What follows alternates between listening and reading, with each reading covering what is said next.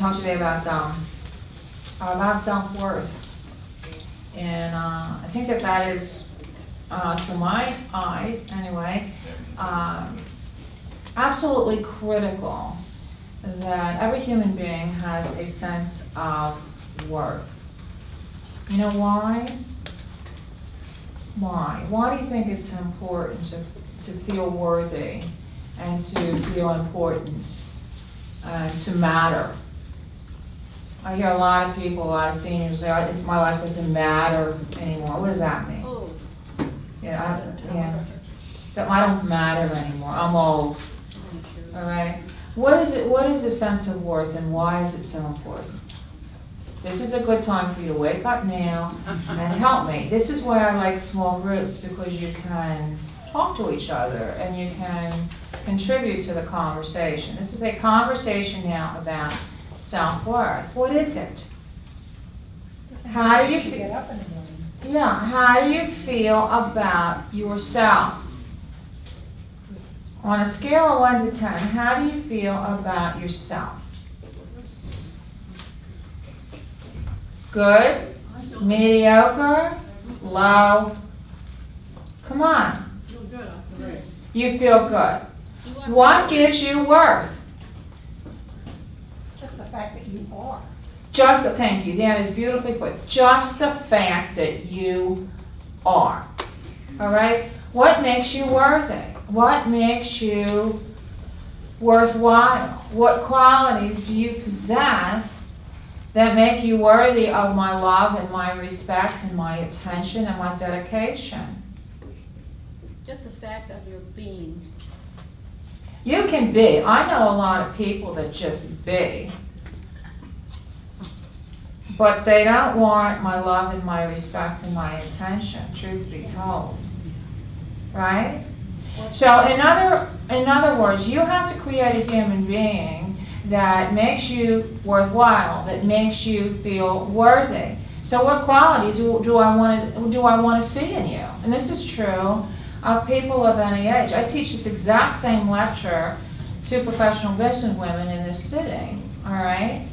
Being caring and loving. Caring, loving, keep going. You should be screaming out quality adjectives that define you from now until I tell you to stop. So go. Positive attitude. What's that? Speak up. Trustworthy, loyal, helpful, friendly, courteous, kind, obedient, cheerful, thrifty, brave, and reverent. Is that the Boy Scout code? Aren't they fabulous words? Yeah. It's a fabulous. Can we knock off obedient at this age? We can knock off whatever you want. This is a customized you. All right? Yes. You can be anything that you want to be. That's the other thing that's critical. You know, everybody thinks that Parkinson's disease defines you. Of all the different diseases, you know, Parkinson's is said more than any other diagnosis out there in the course of a day. Have you noticed that? Yes. Parkinson's. Forget about that. You can customize. I always say to people, create the human being that you can fall in love with. Because you can't love yourself if you don't feel worthy. And you're not going to care for yourself. You're not going to do right for yourself. I can't motivate you to do anything to help yourself or to do better if you don't feel worthy of the goodness that your life should be all about. All right? So, how does Parkinson's disease make you feel? Are you trying to take notes on me? Heaven help. Are you trying to take notes on me?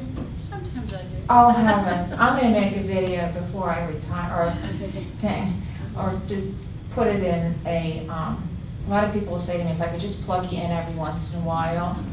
Most of my voice is burned in your brain, isn't it, Marilyn? Said Marilyn. Yeah. Hey, girlfriend. Thank you. Okay, so, but what I'm simply saying, it starts with a sense of worth. And what stems from the sense of worth? I am worthy because I am proud of who I am. I choose to be the right kind of person, all right? that gives me a sense of esteem, gives me a sense of dignity, all right, and gives me my sense of worth. So if you don't have a sense of worth, if you can't say to me, Marilyn, I really don't matter, I'm worthless, you will stop with that immediately. Because you are an extraordinary human being, and you also have to understand and always remember that the wonderful qualities that you have had your entire life, Parkinson's disease cannot impose upon. What do I mean by that? What do I mean by that? All the wonderful things that make you great, all the wonderful qualities that give you a sense of worth and esteem cannot be touched by Parkinson's disease or any other. Is that going in? And this is very, very important for you because Parkinson's disease, just like any of the other neurologicals, just like any disease, just like any negative thing in your life, can really impact your sense of self-esteem and confidence. What is esteem? Liking yourself. Liking yourself. All right? What is confidence? You're strong, you're empowered, I can do it, I will do it, nothing's going to get in my way. Something that means something. Something that, oh, Carol is awake, this is good, another, good. Something that means something to you, absolutely, okay? Because this disease what can it do? It's just like anything, and it doesn't have to be just Parkinson's disease. This disease takes a whack at how you look, how you talk, how you act, how you function, your level of dependence or independence, right? And what do all those factors do to a human being's sense of worth and esteem and confidence? It can lessen it. It can lessen it, I guarantee it's going to lessen it. Guaranteed. So then how does Parkinson's not affect the Parkinson's patient? It does affect the Parkinson's. When you work at it, but you It say- does. It does affect. In other words, let's take it a little piece at a time. You know, people have esteem and confidence when they're independent, right? When they can do for themselves, when they're impulsive, when they're accomplished, when they do everything well and easily, right? It's real good to feel good about yourself if you're successful, if you do it great, right? If you have a vision, if you can create it, you can do it by yourself. You don't have to wait for anybody. You're not asking anybody to help you, right? It's very easy to stand tall and confident and empowered because you're accomplished and you're successful. So your esteem is where, oh, look at me, look what I did. I said I was going to do it, I did it, yippee, I'm a success. My esteem is up here. Now what happens to a human being when they become dependent, when they lost their ability to function independently, when they have to wait for the assistance of someone else, when they know that they can't do the simple things that they used to do, when they have to give up the things that they were accomplished at before? What does that do to that person's sense of self and esteem? Kind of erodes it. Erosion. That's a very good word. Erosion. I haven't had that word used before. I'm going to add that to me. Erosion. It's not all at one day. Oh, right now I'm up here because I'm playing 18 holes. It's an erosion. It's a little bit at a time. It always amazes me. I grew up on the ocean in Ocean City, New Jersey. And it always amazed me how every time the wave would come in, right, it would take a little bit more sand out with it to the point that my taxes tripled because we were dredging everything back in here again, right? A little at a time, it creeps away with your ability to what you were good at before and you can't do it anymore. So it goes from the big things, like a semi-pro golfer, which was Connie, right, girlfriend? I just made you a semi-pro. How do you like that? Huh? Better even a golfer. No, she was a professional golfer. Connie Reed, there she goes, all right? And she was great at it, and she loved it, and where she wanted to belong. It's just like, Will, Will is, his love is the tennis court, and thank God he's still on it, okay? But when you have something that you're really good at, that you love to do, that you feel successful, your esteem is up, because when you get out there and do it, and you end up with a good score, you're strutting, right? And the same thing with anything else in your life that you want and love to do, no matter what it is. It can be a simple thing that you're good at. But when you do it, you accomplish it, and you do it well, and you're happy with the end result, your esteem is up.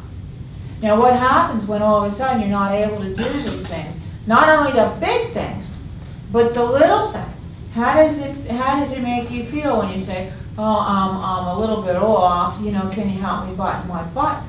It's gotta be down in the dumps, downtrodden, that can't be a good. No, it's not a good thing. It's not a good thing.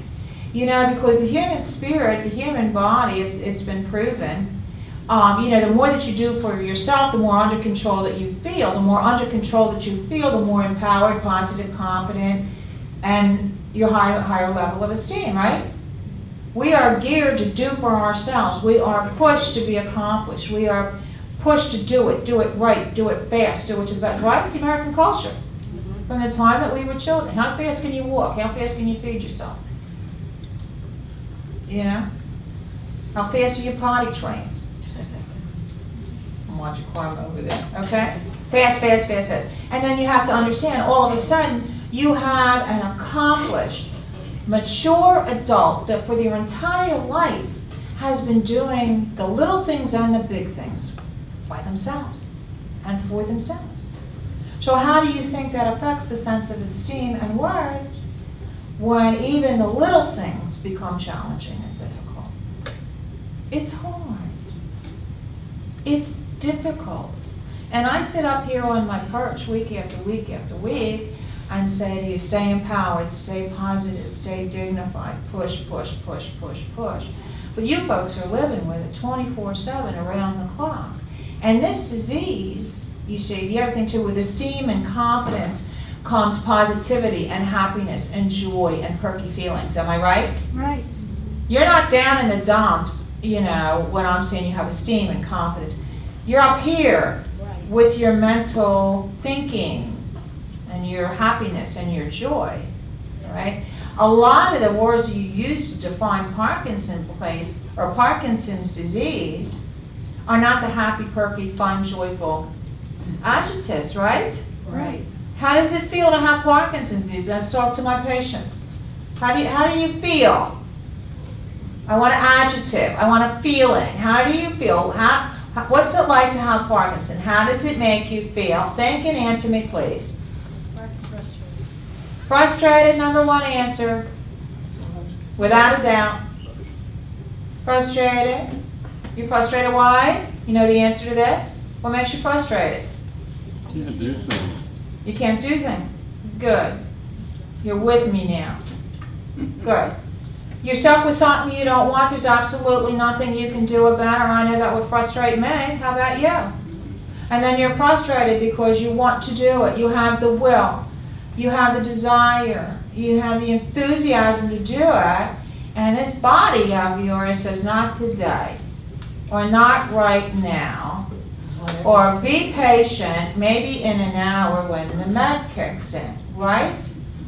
Med never kicks in. It never kicks in. We gotta have you an assessment because he said his meds never kick in. They have to. Well, they don't kick in. They don't kick in. You never come. The way that you want them to That's kick in, right. right? Huh? You're a young man. Yeah. You're not right. young anymore. You feel older than you really are. Oh, well, you feel older than you really are. Do you? I don't know. Why wouldn't that happen? You know, He feels young. He's a young man with Parkinson's disease. You know, you are what you think, and I'm one of these believers that you live in your head. I live in my head. You know, I don't live so much with this part. I live in my head. Yeah, Chuck. Ever since I've gotten Parkinson's disease, I felt challenged. And when I'm challenged, I'm going to do something about it. It may be slow, but I'm progressing. I'm going to keep going because I'm challenged. It's got me looking ahead. Okay, well, this instead is of backwards, looking yeah. behind. This is excellent, because this is a very important trait. You know, a Parkinson's diagnosis for many people is the challenge of a lifetime, and no one can look at it lightly. But you can really learn who you are from a huge challenge in life, whether it's Parkinson's or a family issue or another illness or whatever, you know, a death or anything like that. And it can really help you to change the way that you think. And you've got to challenge this disease. You've got to say, okay, this is happening to me. I challenge it. I challenge myself to live well with it. And I'm going to stand out and do my best. Because this is a disease that if you go where I call belly up in the recliner, you know what I'm saying, oh well with me, where's the sofa and the clicker, it'll run you over. So the challenge is there, and it's one challenge after the other, as simple things that I take for granted, jumping in and out of the car, grabbing the car keys and running to Publix. Many of you have lost many of that, all right? So the frustration factor is huge. And it's not just I'm frustrated when I wake up and can't get the toothpaste on my toothbrush. It's one challenge after the other, from the minute that you wake up till the minute that you go to bed, right? So there's your frustration. We cannot control what happens to it. Here's my answer to it. And this is true of anything in life. You cannot control what happens to you. Life is inevitable. You're not going to change it. And it's an exercise in futility to fight the reality of the day in your life. Am I right? Right. But you can choose how you choose to respond to it. And there is your empowerment. There is your positive thinking. You can say, okay, this is what I've got. This is my problem. This is what I'm going to do about it. This is my approach to everything in life. Realize this is my problem. Can I fix it? No. Can I make it better? Yeah. What are my solutions? What are my resources? And it all starts right here. All right? I'm going to try. I'm going to work. I'm going to have the best doctor. I'm going to exercise. I'm going to eat right. I'm going to be around people just like me. I'm going to learn. Right? Yeah. I'm going to have a good life. Yeah, I think if you figure, if you've had a pretty good life so far, you can keep having that good life. I mean, it's the same challenges in a sense, and you just learn to deal with it. You know that you can. You can do a lot with things. It's amazing how much you can accomplish. Yeah, a lot of times you have to revisit, you know, if you're able to do the same thing over and over and over from the time that you were 10, right? You've conquered it, you've learned it, right? You don't even realize how great it is to even do it. But when you lose the ability to do that and you have to learn something else, you can realize all these wonderful talents and passions inside of you that you never would have realized before. And you need to visit that. Well, we can learn to walk again if we're not walking well. And I have had a lot of help with that here. And I've had a lot of help with a lot of things here. And thank God I got guided to this place, because there's so much to offer that we need, and I'm willing to use whatever I can use. So Good, it's and you God- are working very hard, I know that. It's a godsend to me. But, you know, and the point be told is, you know, it's all about choices.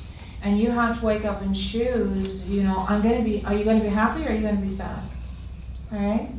Am I going to be motivated or am I going to be Ms. Doom and Gloom? This is your choice. Am I going to sit home in my jammies, or am I going to get up, dress, and push myself to get on in here and dance and exercise and learn? As long as you have a choice, you are in control. You control your life. Right. You know, I sit up here and motivate and push and teach and pry and throw chocolate chip cookies at you. Please do it. Well, you give Okay? us a lot But of the opportunity. empowerment comes from inside of you. All right? You can have a very happy, joyful, fulfilled life with this disease. I have seen it. I guarantee it. I guarantee it. I have seen people turn their thinking around from negative to positive. I have seen people accept. One thing that you have to do is you have to accept who you are today. You know, what do you see when you look in the mirror? has nothing to do with your hair color or your dress size. Although I am elevating my line control since I'm working a little harder than I should be working these days. You know what I'm saying? What do you see when you look in the mirror? What do you see? Me. I see me. You see me. Don't see the disease, see me. Look behind your eyes. Here I am. Aren't I great?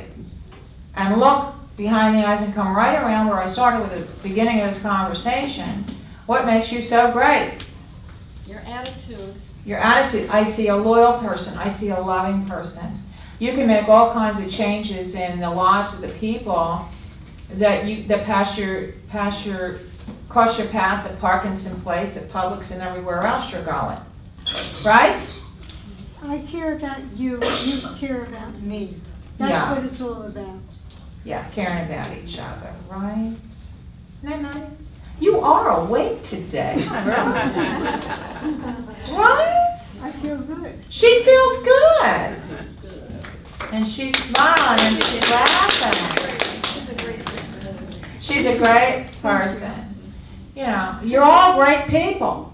You know how I know? Because you're here and you're trying and you're helping each other. That's the other thing that absolutely amazes me. I watch it, you know, at the parties and when I peek inside here and everything.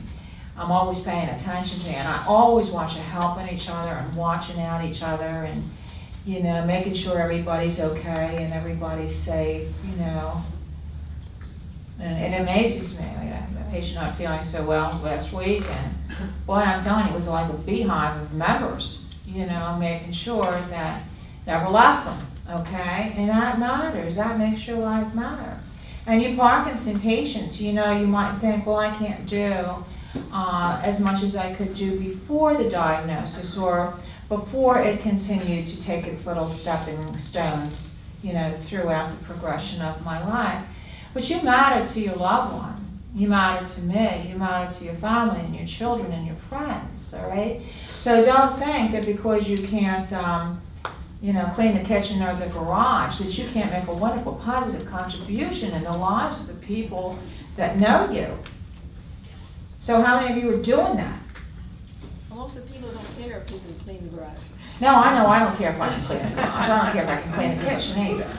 I'll find an excuse not to do it. Okay? That's a good point. Little things that That's a good point, though, is if I can't do something, I'm like, oh, well, I can't do it. Okay, so find something you can It's a do. good thing. But there's a lot of things that you can do that doesn't take any energy. You don't have to get out of the chair. You can just give a positive affirmation to somebody. You can treat somebody else with love and respect. You can, a lot of times my Parkinson patients can't do as much as they used to do. Well, guess what? You don't have a ticket to doing nothing, right? You have a ticket to contribute to the quality of life and the well-being of your loved one. How many of you are doing that? You know how hard it is to take care of you morning, noon, and night? You know how hard it is to be a caregiver? How hard is it, friends? This is one reason that I allow patients and caregivers at this program. Because I want you Parkinsonians to learn about your disease, how to deal with it, how to cope with it. I want you to know what's coming. I want you to know your resources. I want you to know everything that there is to know. And I invite the caregivers to come because I want you to realize what your loved one is dealing with and going through. And at the same time, I want you Parkinson patients to realize what's it like to be a long-term caregiver every minute of every day from now till the end of time. That's not good. Well, it can be good if you do it right. Very hard. It's very hard. The role of the caregiver is difficult. Why does it make it hard? I want a Parkinson patient to answer this. Why is it hard to be a caregiver? I want a patient to answer this. So any time would be good to answer me. Yes. As a patient, you're very hard to satisfy. You're very hard to satisfy. Are we now? You got a lot better. You have mellowed with age. You are doing so great. Hey, darling, it's almost time for our trains. Our trains are coming. He's my train man, right? Us, we love our trains. They're picked up, they're packed up, ready to go. They're packed up, ready to come, right? This is an example, you know? When he first started coming here, right? He was dim and gloom. I was like, hey, I'd see you coming in, and I love you with all my heart, but I'd see you coming in and say, oh, geez, he's gonna rain on my parade again, because I'm up here, rah, rah, rah, six boom, bah, trying to keep you up and everything. Very honest, very forthcoming with his feelings, right? And he was so discouraged until the train man came in, right? The train man along with the reefs, and now he has a huge hobby with his trains that he loves and makes him happy. Is you can't do this, so you do this, and you're great at it. And in case you haven't noticed, we're all getting a little bit older, but I don't know about you, but certain things I used to do in past generations, I can't do anymore. Why would I want to, right? If you need an excuse, talk to me, because I'm your girl, okay? Why would you want to? Life moves on. Every decade of your life is fabulous and different and fun. Find something else to do. If you can't do A, do B. All right? Find something. It always gives you an opportunity to do something that you always wanted to do, maybe, or just discover. Because you could never do everything, you know, and you always used to say, well, I just don't have time for that. Well, now you can do things. You have time to do it, you know, and so you're slow. All right? Here, you notice you're a little slower. All right, don't blame all that on Parkinson's, because we're getting older. Everybody's getting a little slower, right? All right? Doesn't matter if you're slow.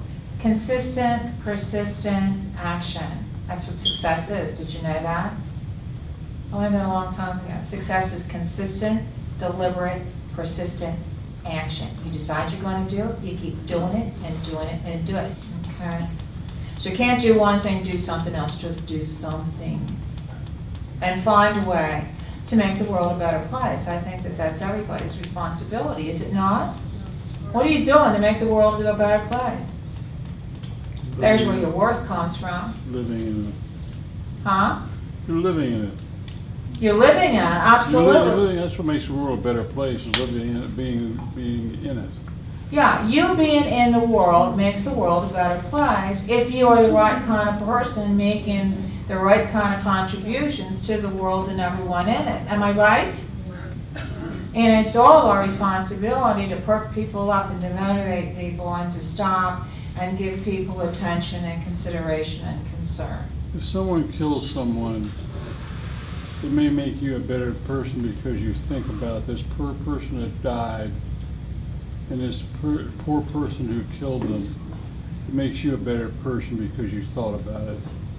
Everything that happens for a reason. I've had all kind of crap happen to me, and I'm still around. I've got a daughter who moved her whole family from Ohio to Florida to take care of me. Aww. Well, that was a person, a group of people who cared enough to do something, because I didn't want to leave the warmth. And she's here with me now, and sitting with a bunch of older people. You know. And aren't you proud of her? Well, I can't be any prouder of her. Aren't you proud? She's learning. She's learning something every day. She sit here. She learns something about Parkinson's and about everything else. We all have to be proud of ourselves and do. Every morning when you get up, you have to do something. You have to get out of bed. If you can get out of bed, you consider it a triumph. That's right, getting out of bed is a triumph for many of us, isn't it? I'm very proud of you. You brought how many kids with you? 2. 2 children and your whole family to take care of her day, and that's a wonderful thing. Take care of a stepfather. Even better. And who would know? I mean, you know, the other thing I always think that my favorite, you know, what's your favorite quality in a human being? What is your favorite quality? I know I always have my very favorite. What is your favorite quality in a human being? Because this is one of the things that we all want to create in ourselves, develop on ourselves, so that we can really have a sense of self-worth and pride and esteem and dignity, right? What do you think is so important that you have? The warmth you can share. The warmth that you can share, absolutely. Empathy is huge. You all know what the word empathy means. What does it mean? Feeling for Feeling what the other person is feeling. Getting behind the eyes, really having a truthful understanding. And not only understanding or thinking that you understand what they're thinking, but really feeling it. If you have empathy, you feel it. You feel the pain of their pain. You feel the joy of their goodness. All right, they become part of you. All right, and this can happen with total strangers. All right, empathy is the only quality that if you haven't got it, you're going to live the rest of your life with it. It's the only quality that you can't teach. Did you know that? To me, it's a God-given gift, the ability to feel for others, care for others, and you're doing that. My favorite quality in any human being is humility. What's humility mean? How many of you can say I am humble? Right there is humble. Exactly, that's where I'm coming from. She wouldn't have wanted me to tell you people what I just told you. Because she feels that was her job, Well, was to take care of me. And that's humble. that's humble. The ability to silently do what you know and feel is right to do, all right? Without any awards, without any public awareness, you know, without any, aren't you great, aren't you terrific? Her picture will never be on the front page of the Tribune, but she's every day quietly, gently, humbly caring for someone that she loves. And that makes the person you're caring for feel that much better about themselves. Absolutely. That's a very good point. Always realize that when you care for someone, you do it as an act of love. You do it as an act of dedication, compassion, all right? You do it for the right reason. Do all the right things for all the right reasons, all right? Because there's nothing nicer than to have someone caring for you, loving you, because they want to. And if that isn't the greatest perk for worth and esteem, you know, here's a stepfather, his worth must be off the charts because his daughter relocated her whole family to attend to him. Well, I'm here today to learn from you people. Okay, well, you're in the right place I- because we I- all talk a lot and we're all going to be telling you what to do. So you better bite your tongue before you start doing that. Was. I've had 3 heart attacks. I learned what heart attacks do. Mhm. Obviously, I haven't lost the weight you're supposed to do, but. Well, we're going to work on that. We have a nutritionist in Yeah, here, well, right? I've probably lost 500 pounds. Wow. I gained it all back, but I got, you know. Talk to Dusty. No, Get I'm you just on the saying, block with you. I'm learning from each one of you today, and we'll learn from each one of you tomorrow. Because I didn't know what to expect or what Parkinson's was. So you've all taught me something. You're all teaching me something. Good. Well, that's And why we're that's- here, right? Well, I think that's why everybody's here. Okay. So, back to the topic. How do you maintain your esteem and your confidence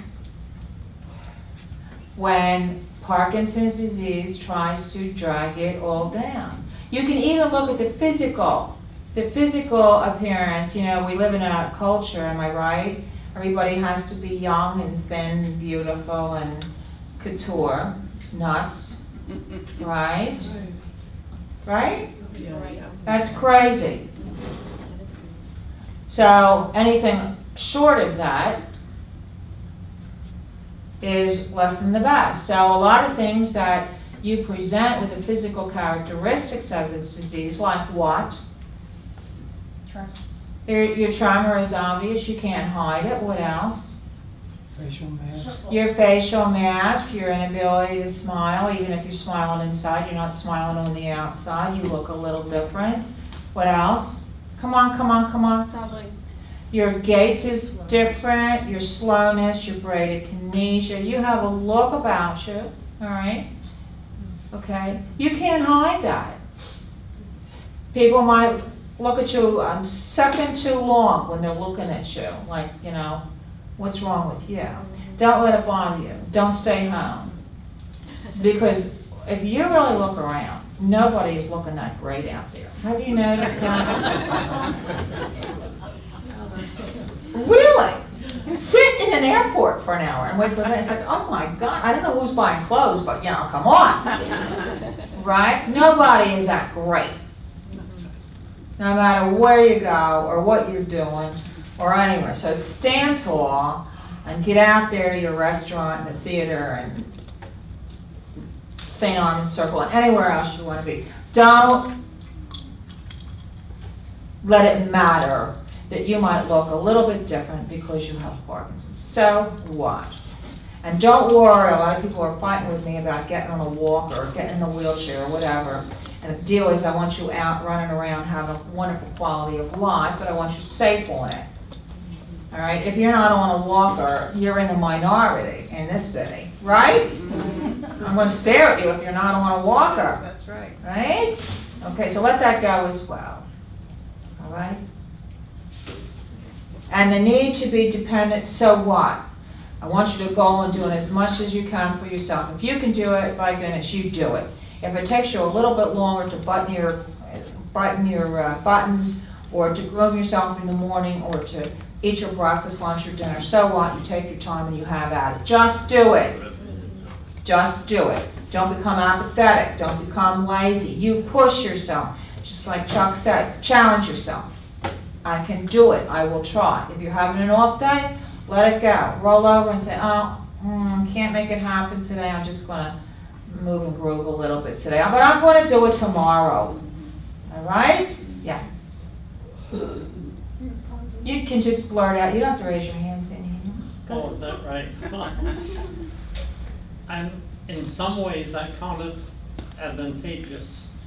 When I was a boy of 5 years old, I got my left leg burned, first, second, and third degree burns, and I had 3 skin graft operations. Well, it left me with an ugly leg. And I grew up saying, I can do it, no matter what they say. But I had people stare at me if I wore shorts. And so I never wore shorts. So finally I thought one day, this is foolishness. What do I care if they look at my leg? So I started wearing shorts, and I took it to advantage. I had many young children looking and staring at my leg. Because it's something to see. And I said, you know how I got that? No. Playing with fire. My advice to you children is don't use matches or play with fire, because you don't want to get burned like I did. I had the chance to tell that to many children, and I used the advantage of something that was a challenge. Good for you.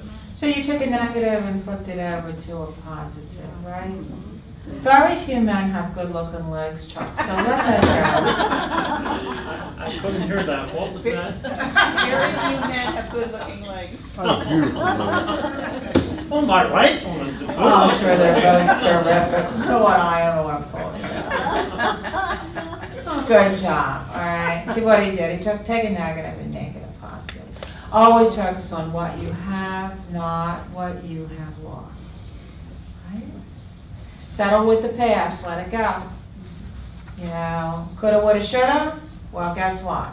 It ain't gonna happen. The only thing you have to do is just focus right in this wonderful, precious day, deal with what you have this minute, focus on the goodness, focus on what you have, all right? Stay focused right here, because this is the only reality that you have. All right, tomorrow is nothing but a guess.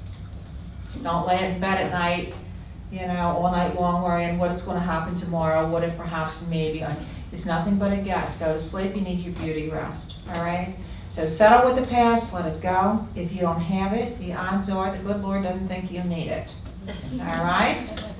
And then always have your hopefulness for tomorrow. You know, don't become hopeless. Don't let this drag you down. You say, tomorrow is going to be a great day. I'm going to be just as great tomorrow as I am today. Actually, I think I'm going to be a little bit better. Right? So don't lose the hope in your heart, because that's the only thing that motivates you and drives you forward.